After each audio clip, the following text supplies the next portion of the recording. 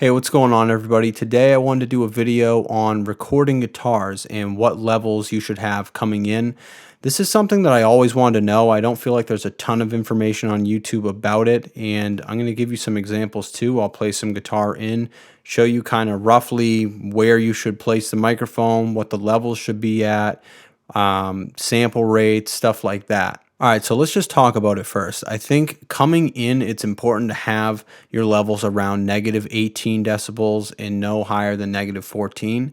And there is a reason for that, because what happens is when you have it too loud and you clip, you're going to introduce digital distortion, which sounds absolutely terrible, and there's no going back. So when you're mixing the project, you just have a distorted signal, whether it be the vocal or the guitar, it doesn't matter. It's just going to sound terrible. You can't go backwards from there. So the whole idea is that you bring everything up after the fact and you maintain the dynamics of the recording, whether it be guitar or vocals. You can always add a gain plugin. Any DAW is going to have a gain plugin, which is going to bring up the sound to where you wanted it originally. When you just crank the input gain, you're going to introduce distortion. You might introduce noise from the room. It's just, you're not really going to keep the dynamics of the recording. It's not wise to do that. Let's also talk about the sample rate coming in, because a lot of people think that you need to have a really high sample rate, but the truth is, when you're listening to music back, you're not listening to it on a CD or something that really handles anything more than 44.1 anyways.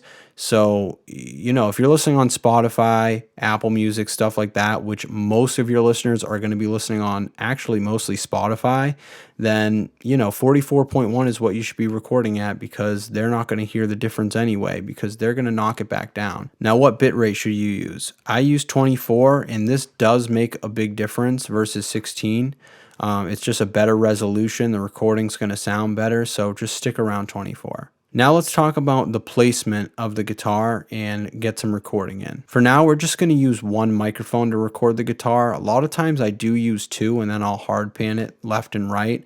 I'll make a whole separate video about that. I usually keep it about a foot away from the guitar. I do keep it kind of centered at the hole, but then I tilt it slightly towards the fret, and that gives you like a little less resonance, so it's not very boomy, and you get a nice top end too. When you are initially setting up your microphone for recording, you do just want to monitor the levels, keep going back and forth. Don't just assume you're at the right level because you're listening with your headphones and it sounds good. You still could be clipping at certain parts, especially if you get louder as the recording goes on. In Logic, you just press the R button and that arms the track to record, and then you can monitor the levels coming in. I use Console from Universal Audio, which is its own sort of separate unit, and I can monitor it that way, which is what I'm going to be doing. But you pretty much just press the R button in Logic. That'll arm the track, then you can monitor the levels. Again, keep it around negative 18, no higher than negative 14 coming in. You can bring it up after.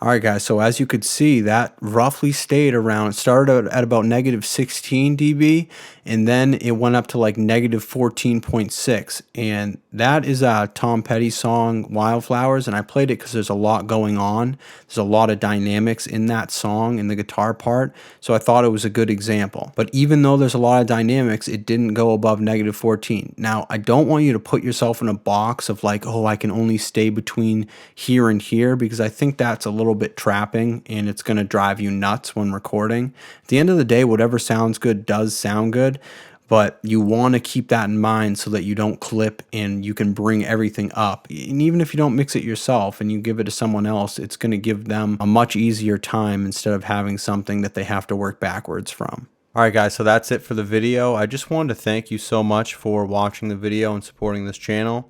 If you got something out of the video, please like the video. It helps a ton, and subscribe to the channel for more content like this. So until next time, guys, I'll see you later.